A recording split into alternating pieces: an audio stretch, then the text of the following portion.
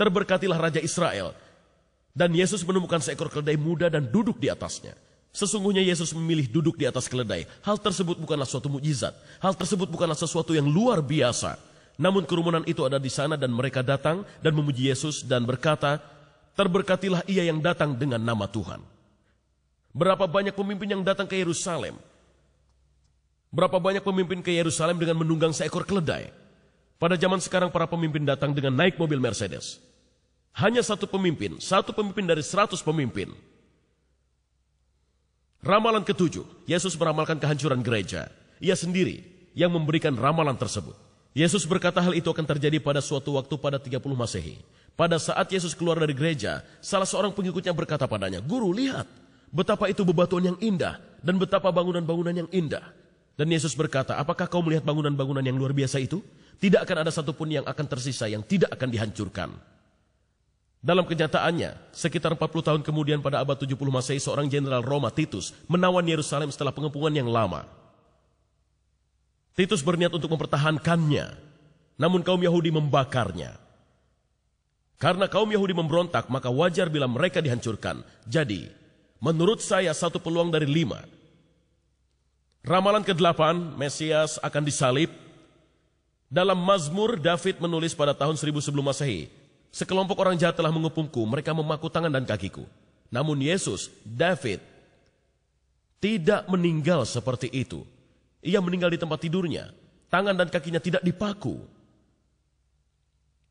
Lukas memberitahu kita kenyataannya. Ketika mereka datang ke tempat yang disebut The School, mereka menyalib Yesus bersama dengan para penjahat. Satu orang di sebelah kanan Yesus dan seorang lagi di sebelah kirinya. Pertanyaan kita adalah, satu dari berapa banyak orang telah disalib? Menurut saya, 1 dari 10.000 orang. Ramalan ke-9, mereka akan membagi pakaian-pakaiannya dan mengundi jubahnya. Kembali ini adalah perkataan David. Mereka membagi pakaian-pakaianku di antara mereka dan mengundi jubahku. John memberitahu kenyataannya pada bab 19. Sesudah prajurit-prajurit itu menyalibkan Yesus, mereka mengambil pakaiannya, membaginya menjadi 4 bagian untuk tiap-tiap prajurit 1 bagian, dan jubahnya juga mereka ambil. Jubah itu tidak berjahit. Dari atas ke bawah hanya 1 tenunan saja. Janganlah kita membaginya menjadi beberapa potong, kita undi saja. Berapa banyak penjahat yang akan mendapat pakaian yang tidak dijahit itu? Anda dapat memutuskannya sendiri, namun menurut saya 1 dari 100.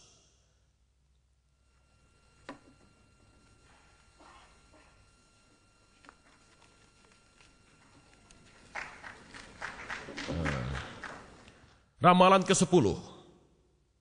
Meskipun tidak bersalah dalam kematiannya, ia akan dikelompokkan dengan orang-orang jahat dan orang-orang kaya.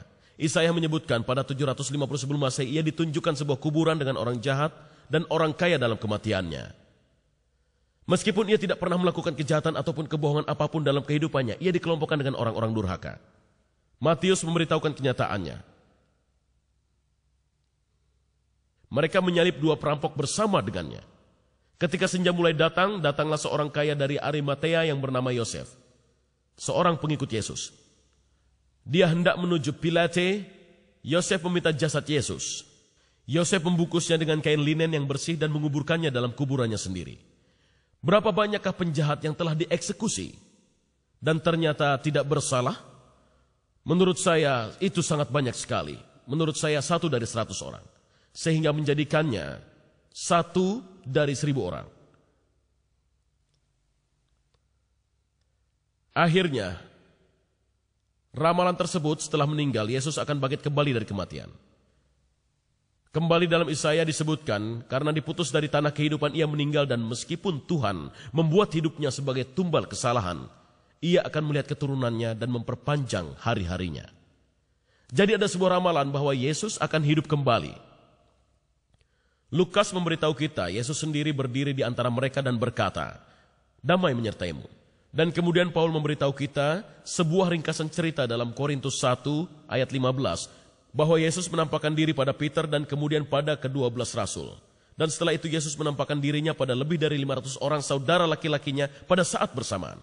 Kebanyakan dari mereka masih hidup. Kemudian pada James, saudara tiri Yesus, lalu pada semua rasul. Hal tersebut bukanlah sesuatu yang dapat Anda nilai. Jadi sekarang kita akan melihat pada perhitungannya. Satu orang dari berapa banyak orangkah di seluruh dunia yang akan menepati ke-10 ramalan tersebut? Pertanyaan ini dapat kita jawab dengan mengalihkan semua perhitungan kita. Saya tidak punya waktu untuk membacakan semuanya, tetapi jawabannya adalah satu peluang dalam 2 kali. 2,78 kali 10 hingga 28. 28 zeros.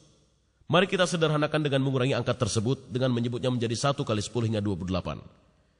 Informasi terbaik yang tersedia dalam hal jumlah manusia yang pernah hidup menjadi sekitar 88 miliar.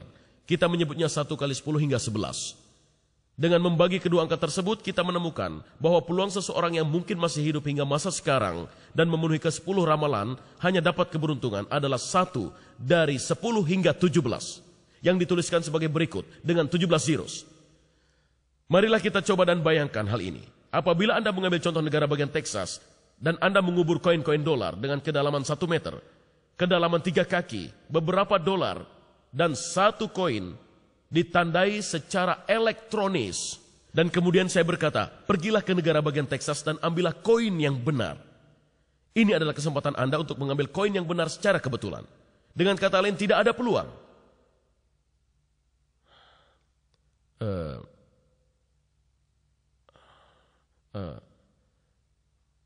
Saya mengalami kesulitan. Terdapat banyak lagi ramalan-ramalan. Semuanya menunjukkan Nabi David dan Isaiah adalah saksi pertama. Tuhan yang menyebabkan ramalan tersebut menjadi kenyataan adalah saksi kedua.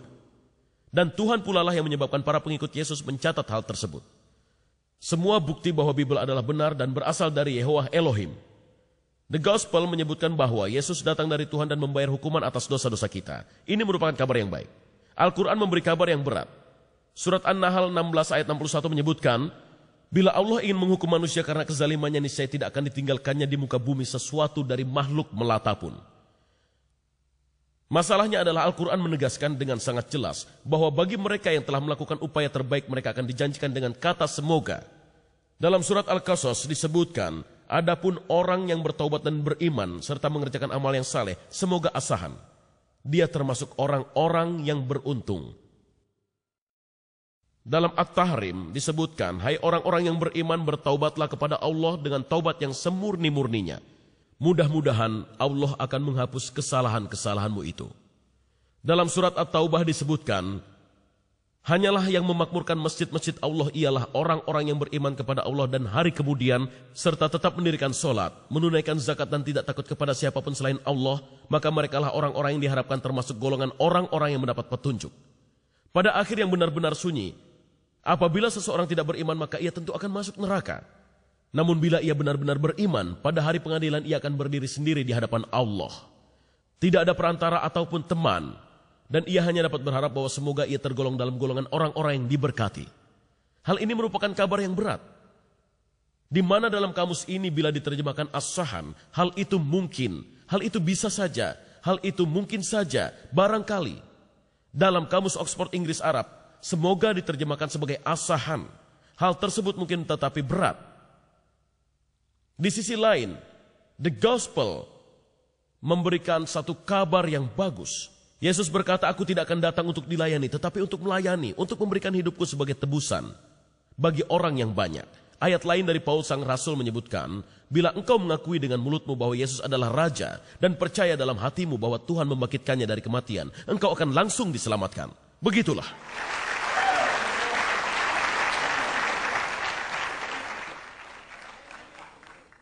Ini merupakan berita indah yang menggembirakan.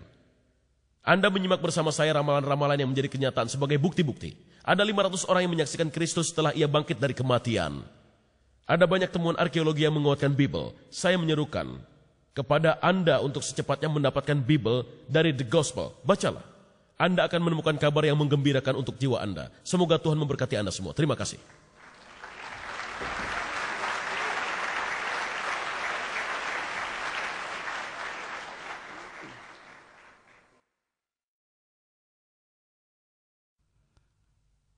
Kepada Dr. Zakir Naik, saya persilakan untuk memberikan tanggapan atas apa yang dikatakan Dr. William Campbell.